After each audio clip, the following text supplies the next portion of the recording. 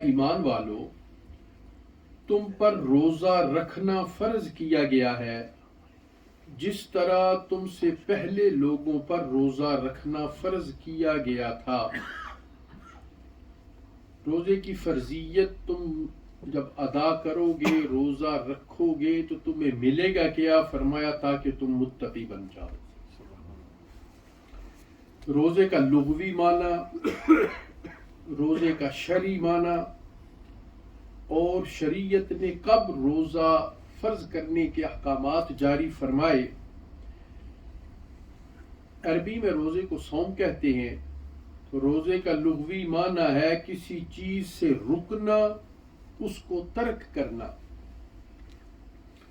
روزے کا شرعی معنی یہ ہے کہ مکلف اور بالغ شخص کا ثواب کی نیت سے طلوع فجر سے لے کر غروب آفتاب تک کھانے پینے اور عمل زوجیت کو ترک کرنا اور اپنے نفس کو تقوی کے حصول کے لیے تیار کرنا۔ اور روزے کا تصور تمام ادیان اور ملل میں روزہ معروف ہے، یعنی دنیا کے ہر دین میں، ہر مذہب میں، ہر قوم میں روزے کا کہیں نہ کہیں تصور کسی نہ کسی صورت میں موجود ہے۔ قدیم مصری، یونانی، رومن اور ہندو سب روزہ رکھتے تھے۔ موجودہ تورات میں بھی روزے داروں کی تعریف کا ذکر ہے۔ حضرت موسیٰ علیہ السلام کا 40 دن روزہ رکھنا ثابت ہے۔ یروشلم کی تباہی کو یاد رکھنے کے لیے یہود اس زمانے میں بھی 1 ہفتے کا روزہ رکھتے ہیں۔ اسی طرح موجودہ انجیلوں میں بھی روزے کو عبادت قرار دیا گیا ہے، روزہ داروں کی تعریف کی گئی ہے۔ اسی لیے اللہ رب العزت وحدہ لا شریک نے ارشاد فرمایا کہ جس طرح تم سے پہلے لوگوں پر روزہ فرض کیا گیا تھا، اسی طرح تم پر بھی روزہ فرض کیا گیا ہے، تاکہ مسلمانوں کو روزہ رکھنے میں رغبت ہو، کیونکہ جب کسی مشکل کام کو عام لوگوں پر لاگو کر دیا جاتا ہے تو پھر وہ کام آسان ہو جاتا ہے۔ تو شریعت نے کب یہ احکامات نازل فرمائے؟ اس کی فرضیت کے علامہ علاء الدین نے لکھا ہے کہ ہجرت کے 1.5 سال اور تحویل قبلہ کے بعد 10 شعبان مبارک کو روزہ فرض کیا گیا۔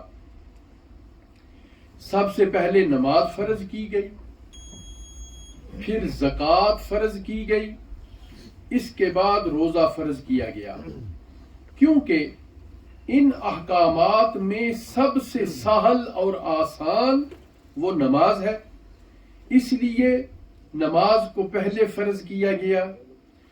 پھر اس سے زیادہ مشکل اور دشوار وہ زکوٰۃ ہے، کیونکہ مال کو اپنی ملکیت سے نکالنا یہ انسان پر بہت بھاری اور شاق ہوتا ہے۔ اور پھر روزے کو فرض کیا گیا، کیونکہ روزے میں نفس کو کھانے پینے، عمل تزویج سے روکا جاتا ہے، اور یہ انسان کے نفس پر بہت شاق اور دشوار ہے۔ تو اللہ رب العزت وحدہ لا شریک نے اپنی حکمت سے بتدریج احکام شرعیہ نازل فرمائے، اور آقا علیہ الصلوۃ والسلام نے ارکان اسلام میں نماز اور زکوٰۃ کے بعد روزے کا ذکر فرمایا۔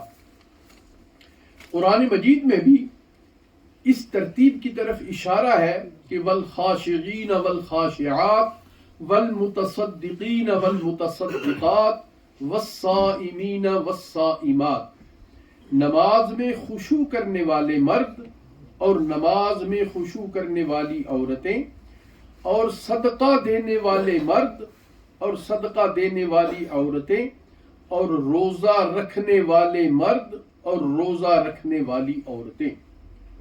تو اسی ترتیب کے ساتھ، چونکہ جو کام آسان تھا اس کو پہلے، تاکہ انسان کی رغبت ان کاموں میں ہو جائے، پھر اس سے جو مشکل تھا پھر اس کی فرضیت ہوئی، پھر جو ان دونوں سے زیادہ مشکل تھا انسان کے نفس پر پھر اس کی احکامات آگے۔ اب جب روزہ بندہ رکھتا ہے تو اسے ملتا کیا ہے؟ رب کی بارگاہ میں اس کی فضیلت کیا ہے، اس کی عظمت کیا بن جاتی ہے؟ حضرت سہل رضی اللہ تعالی عنہ بیان فرماتے ہیں کہ رسول اللہ صلی اللہ علیہ وسلم نے ارشاد فرمایا کہ جنت میں ایک دروازہ ہے جس کا نام ریان ہے، اس دروازے سے قیامت کے دن روزے دار داخل ہوں گے، ان کے علاوہ اور کوئی اس دروازے سے داخل نہیں ہوگا۔ کہا جائے گا کہ روزے دار کہاں ہیں؟ پھر روزے دار کھڑے ہو جائیں گے، ان کے علاوہ اور کوئی اس دروازے سے داخل نہیں ہوگا۔ ان کے داخل ہونے کے بعد اس دروازے کو پھر بند کر دیا جائے گا، پھر اور کوئی داخل نہیں ہو سکے گا۔ آج بھی ہمارے اس دور میں جب کوئی معزز مہمان آنا ہو، ہم نے اس کی شان کا اظہار کرنا ہو تو ہم بھی روڈوں پر دروازے لگاتے ہیں، جھنڈیاں لگاتے ہیں، تاکہ لوگوں کو پتہ چلے یہ آنے والا کوئی عام نہیں، بڑا خاص مہمان ہے۔ تو گویا یہ عبادت جو روزے کی عبادت ہے، یہ رب کی بارگاہ میں اتنی شان والی عبادت ہے، اتنی عظمت والی عبادت ہے کہ جس نے اس زندگی میں رب کی رضا کے لیے اس عبادت کو مانا، عمل کیا اور روزے کی کیفیت سے گزرا، گویا اس کے بدلے میں بھرے محشر میں قیامت کے دن اللہ اس کی عظمت کا اظہار فرمائے۔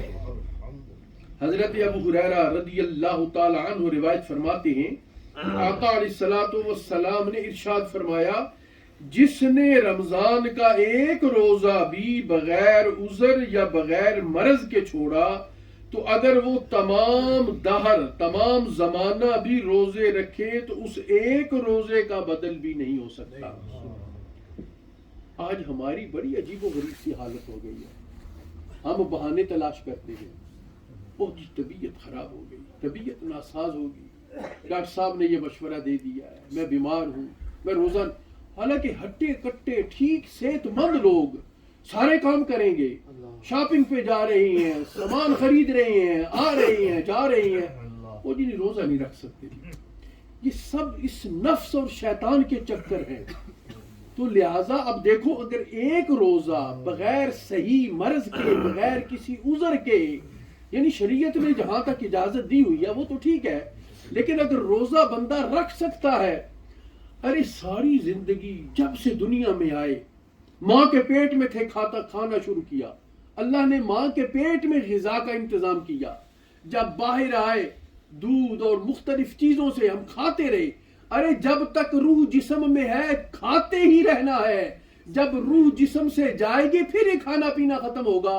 ارے بندہ خدا سال میں ایک مرتبہ جب یہ مہینہ آئے تو ہیلے بہانوں سے ہم روزے کی اس عظیم عبادت سے اپنے آپ کو کیوں محروم کرتے ہیں؟